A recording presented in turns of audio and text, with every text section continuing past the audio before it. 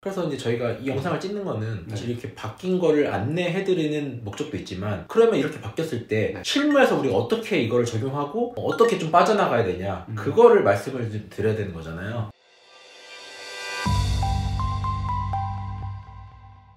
안녕하세요. 세금폭탄 처리반 장민 세무사입니다. 네, 안녕하세요. 이영훈 세무사입니다. 오늘은 주택 양도와 관련돼서 최근에 아주 중요한 세법 해석 사례가 있어서 이 부분 가지고 얘기를 해볼 건데요. 어떤 내용이죠? 주택을 우리가 양도를 할 때 실질적으로 그냥 이제 양도를 하게 되면 주택의 상태로 양도를 하잖아요. 그런데 경우에 따라서는 용도 변경을 하고 이제 매매하는 경우가 있는데 이와 관련된 이제 사례들을 좀 말씀드리면 될 것 같아요. 세무사님이 말씀해 주셨는데 뭐 이렇게 거래가 이루어지는지에 대해서 좀 배경을 대해서 좀 설명을 드리면 2020년부터 취득세법이 개정이 되면서 상가로 취득했을 때보다 주택을 취득했을 때, 그러니까 다주택이 됐을 경우에 취득세 중과 문제가 있었고, 그리고 다주택이 되는 경우에 종부세 부담이 늘어나기 때문에 부동산을 매수하는 입장에서는 주택을 매수하는 경우보다 상가를 매수를 했을 때 뭐 혜택이 좀 더 있었거든요, 상대적으로요. 그렇죠. 상대적으로 이제 세부담이 훨씬 이제 덜한 경우가 있었기 때문에 이제 취득하는 입장에서는 주택으로 말고 용도 변경을 가능하다면 상가인 상태로 취득하기를 좀 하는 사례들이 많았었죠. 그래서 우리 연남동 같은 데 가면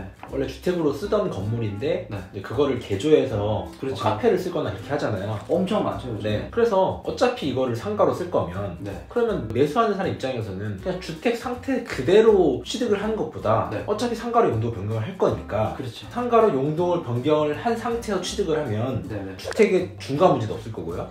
종부세 문제도 피해갈 수 있기 때문에 사실 여러모로 유리한 점이 있었기 때문에 이렇게 계약을 진행을 하는 거죠. 그렇죠. 그래서 실제로 이제 매도 매수 계약을 할 때 계약서에 그렇게 이제 기재하는 거죠. 용도 변경을 한 다음에 이제 하는 걸로 했었는데, 그러면 우리가 일반적으로 우리 양도를 할 때 양도 시기가 있잖아요.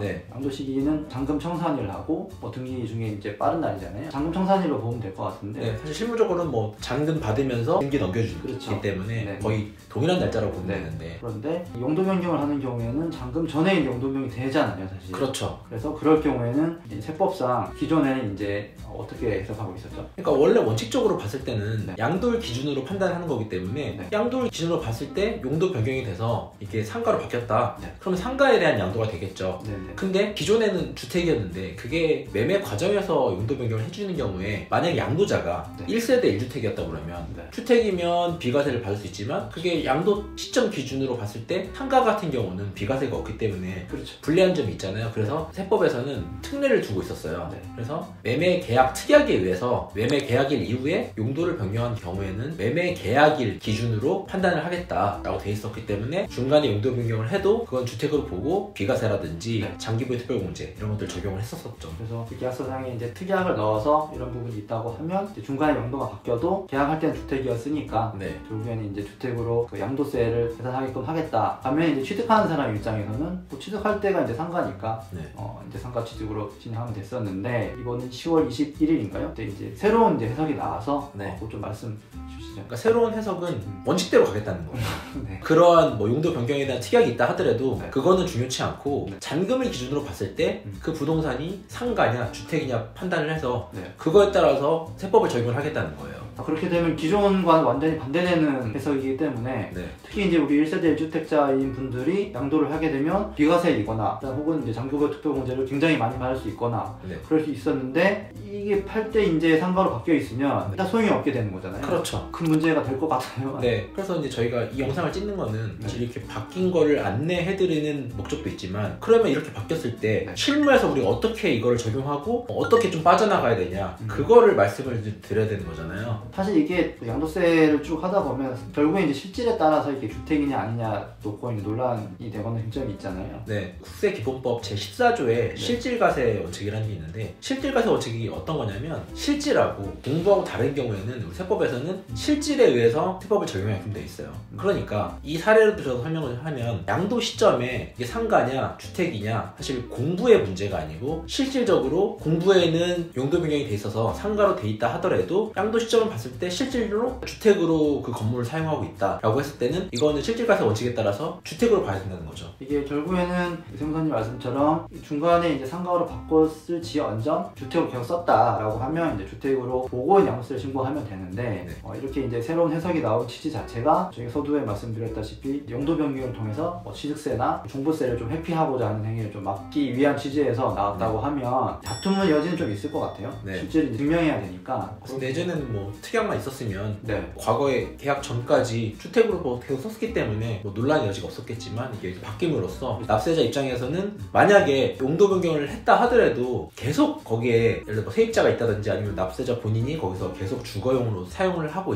있었다고 하면 그거에 대해서 입증을 하면 되거든요. 근데 만약에 계약을 하고 나서 계약 조건상 거기 세입자가 뭐 명도를 하는 조건으로 해서 공실인 상태로 만약에 양도를 해버리면 양도 당시에는 그러면 이게 좀 애매해지잖아요. 주거 목적으로 쓰는 건지 상가인지. 계약할 때는 분명히 이제 주택을 썼는데 중간에 이제 용도 변경하는 과정에서 세입자가 없어졌다라고 하게 되면 이 바뀐 해석에 따르면 이제 상가로 봐야겠죠. 그렇게 되니까 굉장히 억울한 부분이 있을 수 있는 거죠. 그래서 매도하는 입장에서는 이렇게 특약에 따라서 명도가 됐을 때 이 부분에 대한 좀 준비를 해야 될 것 같아요. 그렇죠. 이게 해석이 없었다면 사실 이 걱정은 안 하셔도 될 것 같은데 이렇게 지금 고민해야 되는 사례들이 많이 나올 것 같거든요. 좀 명확히 해야 되는 부분이 생긴 거죠. 그렇죠. 그러니까 양도를 기준으로 판단하는 거기 때문에 그러면 실질과세 원칙을 적용받기 위해서는 양도 시점으로 봤을 때도 주거 목적으로 이 부동산을 사용하고 있다는 것을 입증해야 되기 때문에 그걸 뭐 명도를 하면 좀 불리하겠죠. 아무래도 좀 많이 불리할 거예요. 그렇기 때문에 매수자랑 협의를 하셔가지고 용도 변경을 한다 하더라도 양도 시점까지는 세입자가 거기서 거주를 한다든지 아니면 본인이 계속 거기서 주거 목적으로 거주를 해야 되겠죠. 물론 이제 1세대 1주택자가 아니고 다주택자인 경우에는 뭐 반대로 이제 뭐 상가로 바뀌게 되면 오히려 사실 더 이득이 될 수도 있죠. 그럴 수도 있죠. 근데 이제 그 예외 이제 1세대 1주택 특히 이러신 분들은 굉장히 이제 억울할 수 있으니까 잘 판단하셔야 될 것 같아요. 사실 뭐 다주택자 입장에서는 지금 뭐 중과 유예 기간이긴 하지만 만약 중과를 적용받는다고 하면 상가로 바꿔서 양도를 하는 것도 사실 중과를 피하기 위한 절세 방법이었었거든요. 맞습니다. 그 경우에는 뭐 적극적으로 내가 이거를 주거용으로 썼다고 입증하는 게 오히려 더 불리하겠죠. 저희가 이렇게 뭐 좀 설명을 드렸는데 이해가 되셨는지 모르겠어요. 굉장히 중요한 해석이 나왔기 때문에 지금 요즘 뭐 너무 많이 이런 식으로 이제 용도 변경 많이 하잖아요. 그래서 제가 항상 상담 받으러 오신 분들한테 말씀을 드리는 건데 이렇게 양도를 할 때는 매매를 할 때는 꼭 계약서를 쓰기 전에 전문가 상담을 받으셔야 된다. 맞아요. 계약서 다 쓰고 도장 찍고 와서 오시면 늦잖아요. 이미. 그렇죠.